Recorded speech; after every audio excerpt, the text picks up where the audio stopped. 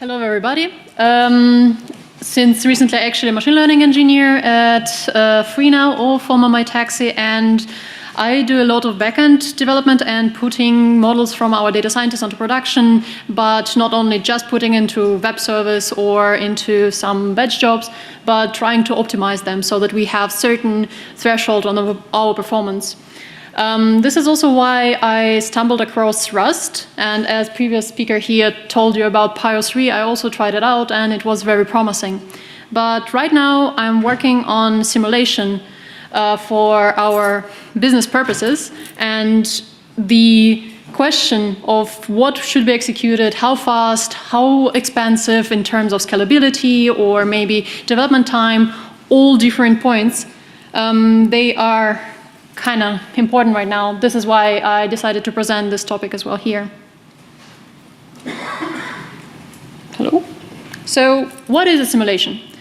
In a very simple manner, simulation is an abstraction of some event. So you can think a state machine is technically a simulation. An example would be, for instance, how the water flows through the pipes in a system, or how the blood goes through our veins, and then, for instance, you have an aneurysm, how the blood flow behaves there. So all of this can be created in a simulation. So it's just a program that recreates some real event.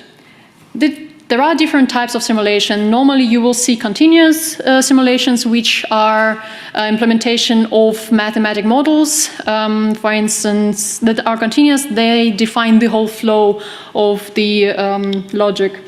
A very well-known example would be a game of life, or, for instance, in chemistry, how different chemicals react with each other, and, for instance, whether you're going to get an explosion or not. This can be also played in a continuous way in a simulation. A second type is discrete event simulation, which is that it covers most of man-made systems. For instance, post office. So event occurs and something happens only when somebody is in the post office, I as a customer. Or manufacturing pipeline, logistics systems, and stuff like that can be used in a discrete event simulation. But right now there are a lot of papers, and most of the production-ready simulation frameworks are mixed, where you can define certain event dispatching system that says, okay, these resources are dispatched, and then the system decides how to proceed further, or if there are any other side effects that can be described in a continuous way. For instance, forestry is a good example, because you have a natural way of a forest to grow or recover from a fire, for instance. But again, you can dispatch discrete events like man-planted forest or man-created fire. So it's a mixture of both. And obviously it requires more development time involved. There are numerous tools in all languages you can imagine. For instance, frameworks, libraries, game engines. Simulation technically can be seen as a game engine without manual or human input. And of course, people build it from scratch with different programming languages. There are just some examples that you can use. For instance, you can use Unity to simulate how people will learn by providing some model that will replace the human input. For instance, a model will learn how to drive a car in Mario Kart or stuff like that. That can be considered a simulation. But in my case, there are different things you need to consider when choosing whether you want to go with a framework or a library, or how you want to use the simulation, whether you need the simulation in your business.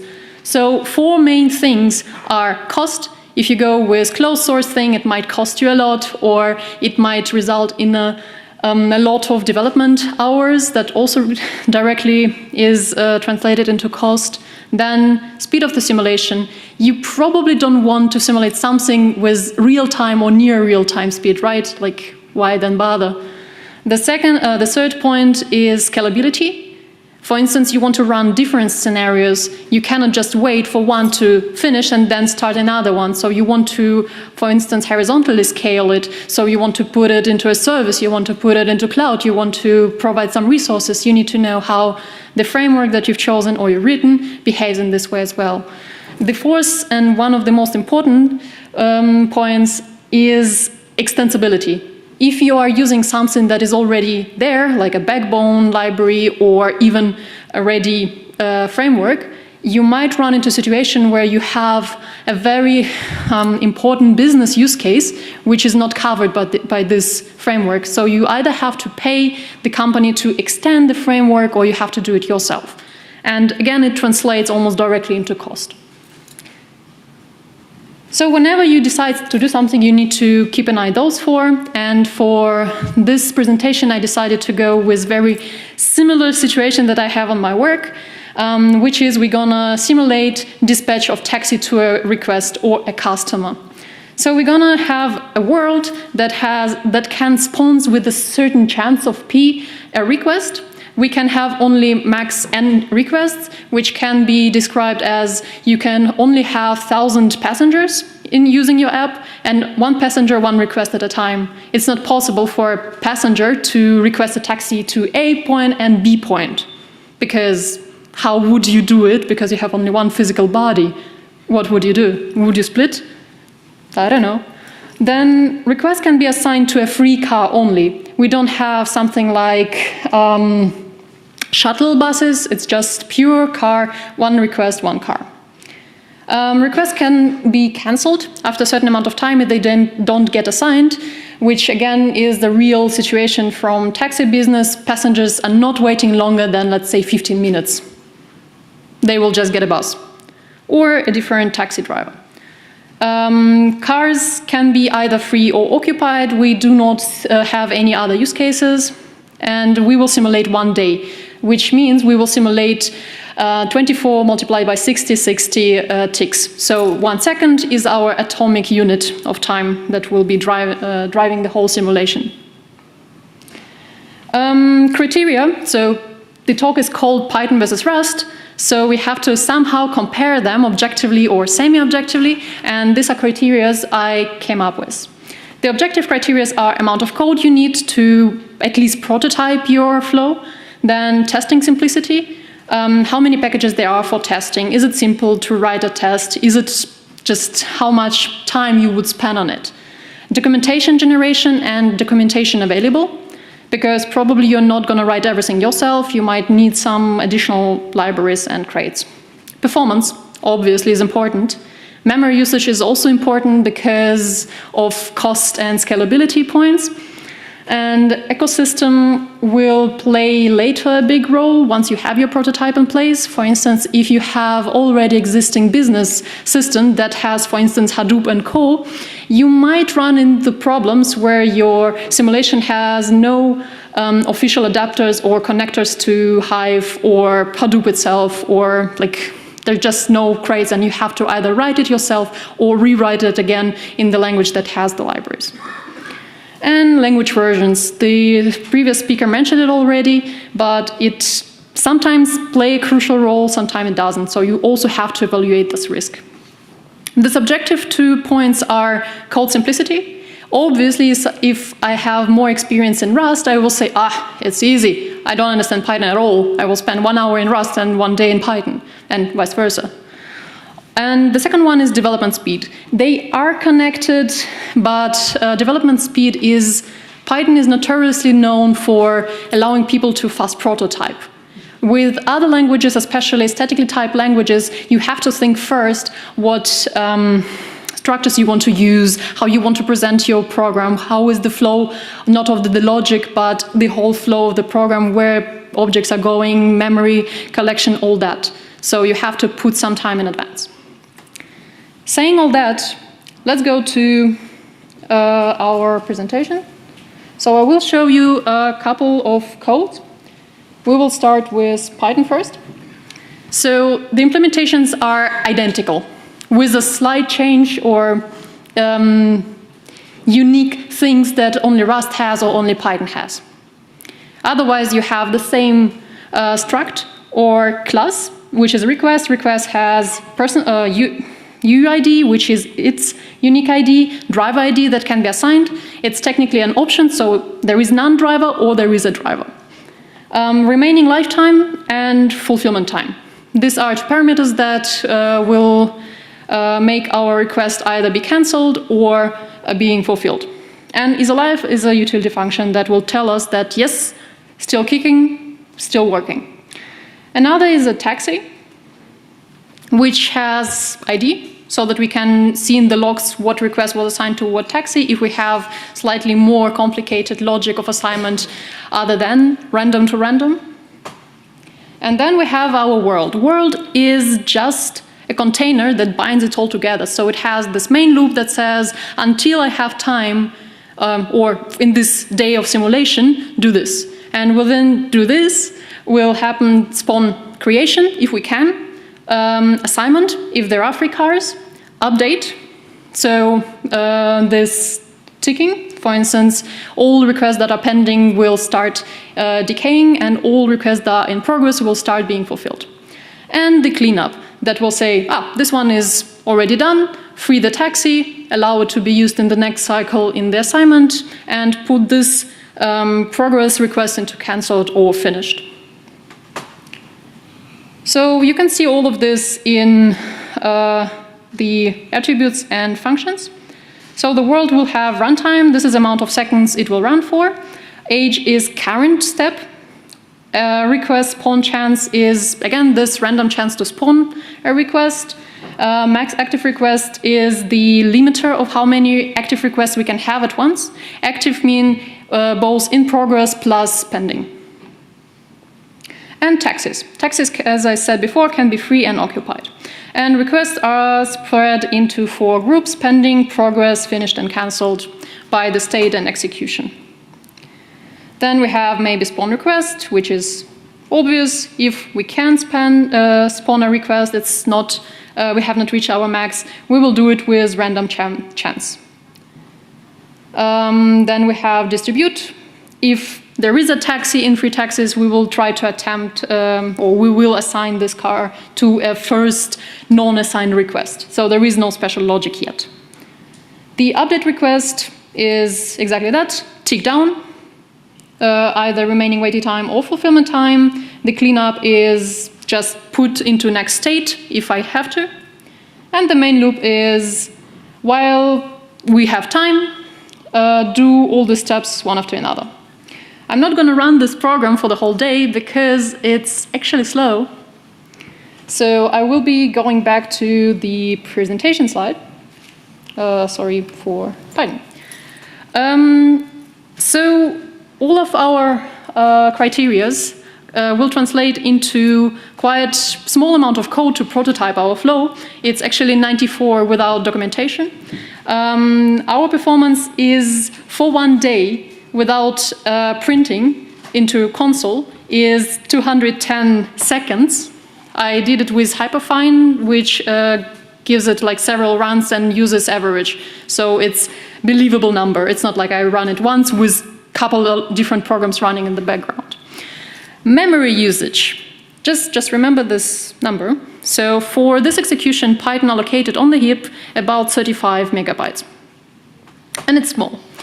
Tests, I don't have to tell you about Python tests. It's gorgeous, it's cool. You can either use unity test or doc tests if you don't want to bother, or you can have some additional like PyTest packages or something completely different like nose tests.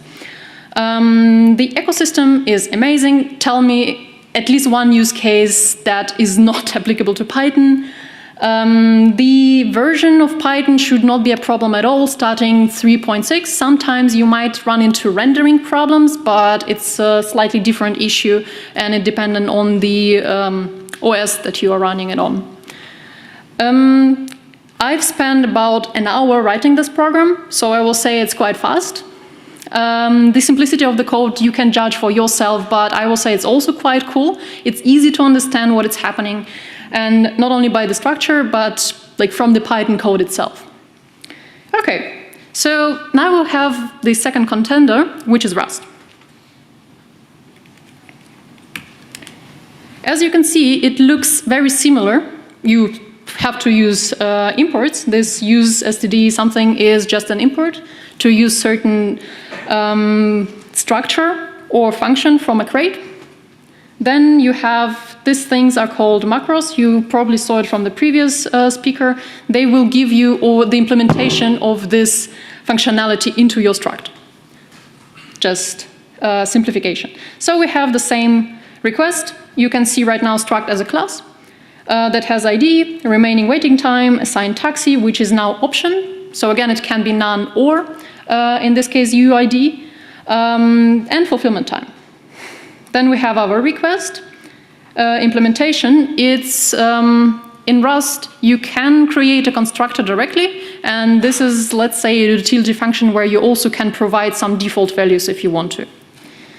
I have it here. So, and is alive. The next one would be taxi, which looks almost the same way as the Python one, with implementation of the new function. And then we are at our world that has the very same fields that Python class as well has. Runtime, age, request pawn chance, max active request, taxis is a vector, like list in Python would be a vector in Rust. Then active requests and archived requests. I have them separately and not united as a one hash map. You could do this as well, but this was the idea to go with the first. So it's not completely optimal implementation in Rust, but something that works. Then you have the new function for the world. You have the RNG for random. You have to pass it through in comparison to Python that can just use it as a global. Then we have a utility function print and implementation for that. Then maybe spawn request, you already seen it's very similar. Distribute unfulfilled request is slightly different. You now can see this itermute find, which in Rust you have a concept of mutable and immutable. You probably all know that. And you have to think in advance whether you want to change certain structures or not, where you want to reference them or not, and stuff like that. You normally get used to this after a couple of days writing Rust, but it is something that is very different from Python, just to notice. Then update request is the same. And then we have cleanup requests, which is slightly different in comparison to Python due to this concept of borrowing and reference checking. So you cannot just say an element from vector just append to a different vector, because there's going to be movement and you have only one owner at a time. Just ask me later about technical details so that we don't spend too much time on this, but it's just the way it is. It still is kind of understandable from the code that you can see. Then you can have, you have your run till done, which is the same. This display function is just a implementation for print. Rust does not always by default has print possibility for every struct you have. And then we have our main.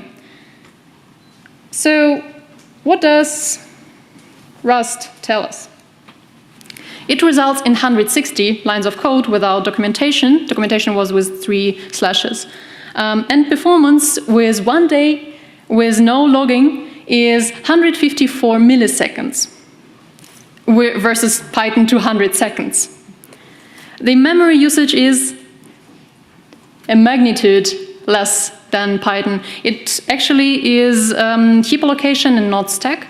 So there are some shady business done there, I must say. But in pure heap allocation, Rust just beats Python dead. The different criteria were the simplicity of the code. So I would say it's subjective, and you would understand from reading the code twice or 3 times if you never did it before. But it's still Python wins in this regard. Then amount of time I've spent on writing this one is 1 day, because my first implementation actually I managed to make it quadratic time, so it never ended. I ran off patience before that.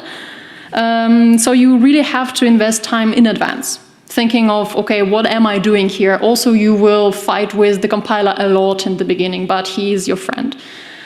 So if it compiles, it works. The other one was test. Cargo is the package manager, for instance, and everything manager in Rust. You can run just cargo tests and write the test in the same file as your normal program or in a different file, and just annotate it with hashtag test, which is a macro for tests. Then ecosystem is not that good at all in comparison to Python. It can be in a certain domains like embedded programming or, for instance, low-level programming in general. Right now it's catching up on web services as well, but Python is very much ahead. And again, the situation where you have something like Presto and Hadoop or Hive and Hadoop on your business use case, just forget it. There is no crate in Rust for using those SQL layers. Yeah. So let's have a more visual comparison. So amount of code. Rust is about 2 times more code. It can be even more or about the same amount if you know how to write your program, but for beginners, Python is a clean advantage there. The simplicity is, in both cases, very simple. Both languages are trying to keep it very simple and usable. Documentation, I would have said that it's good in both cases, but Rust has one killer feature for me, and which is you can have offline documentation served on your local server, for instance, HTTP Python server, accessible offline if you have it cached with your cargo. So you can build your project and you have it offline. Doesn't matter whether you have internet or not, which is, as far as I know, not the case for Python. This is why for Python I left no mark or color for this one, and Rust I said like, yes, very good. Memory efficiency, duh. Performance, you saw it. Ecosystem, by the way, there were no parallelization in the program, so it can run even faster and quite cheaper for that matter. Ecosystem, Python is a clear advantage there. There is no denying that. Versions, in Python, you should have no problems if you got rid of your Python 2, hopefully.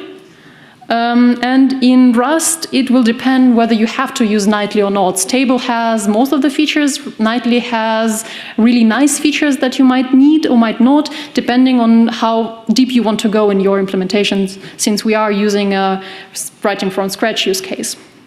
And development simplicity and development speed. I am a Python developer, not a Rust developer, so this is biased for me. So, would you write rather in Rust or in Python your simulation if you need one? To be honest, I don't know, because you have to consider your pain points first, like cost, scalability, your extensibility, and speed. Because at some point, if you go for Python, you have to do optimization. Like, it always happens. And optimization can take quite a lot of your resources in terms of development time, in terms of even getting some libraries that are not open source or whatever. At the same time, if you go with Rust, you will be very slow in the beginning, maybe even very frustrated, but the end result's always worth it. You won't be able to reach this performance with Python pure code without any Cython or whatever usage. So I'm sorry for not giving you the exact answer on this question. You have to consider for yourself, depending on what simulation you're writing, how fast should it be, how scalable should it be, how simple should it be in the end for other users to use it. If you want to have simple, okay, fast, and right now simulation, then go with Python. If you are able to invest time, then consider Rust. Thank you.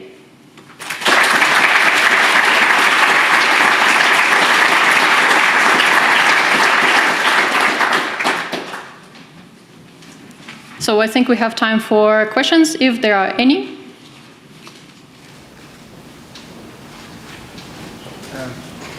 Did you try to run your simulation with PyPy? Not yet, but in previous years we actually had a similar program, and I tried to use Pyo3, CPython, and PyPy. PyPy from the box gave me 30% of performance improvement, which is still not the magnitude or several magnitudes. And also PyPy is not compatible with all packages. For instance, scikit, again, I'm a machine learning engineer, it's my biggest pain. We use scikit and we cannot use PyPy for that matter. To be fair, Rust probably will always have problems with that as well. But yes, I tried PyPy in a similar situation. It didn't perform as well as Rust.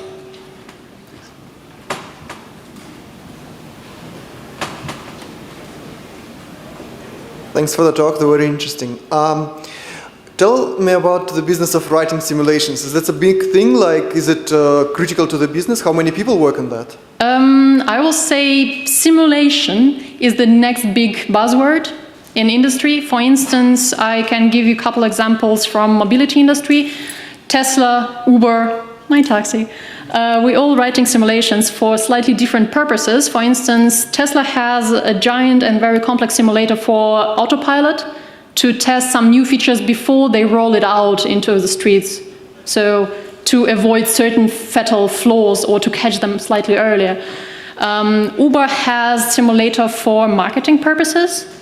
And in my taxi, we are developing it in the first row for development purposes, meaning we want to speed up our development cycle. For instance, we have a team that works on allocation, so connecting driver and a passenger, and they have a brilliant idea, but until they put it into production and run an A/B test for some time, they don't know whether it was worth it or not. We can even lose people if it was a bad decision. So what we are doing, we are building a simulation that will allow them to at least cut the bad ideas.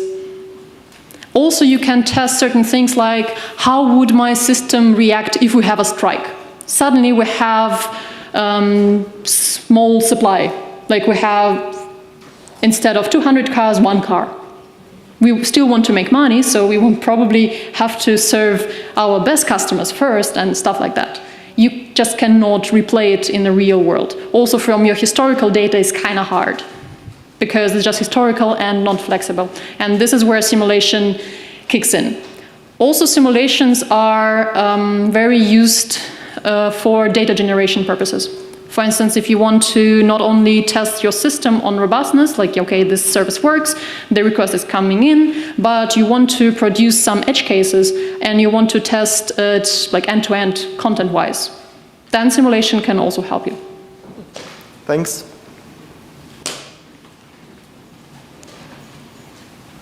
Hi, thank you for your presentation. You've mentioned about data generation, and I know that there are papers for using machine learning models to speed up simulations. You're basically using input and output from the simulation as a then data set for our model. Have you heard or considered using that approach? Yeah, the thing that we are building, and it's quite famous, is agent-based simulations. So we have trained models of drivers or passengers, or for instance your baristas, if we're talking about coffee shop, or even customers, that are learned from historical data. For instance, I have a customer agent that learned that he's an, sorry for the word, asshole, and he likes leaving no tips and spilling coffee everywhere. So you would have something like this in your simulation. So I don't know exactly how would you use models to speed up simulation itself, but using models in the simulation is quite a very often technique. Thank you. Thank you for your talk. If you have any more questions, you can reach out.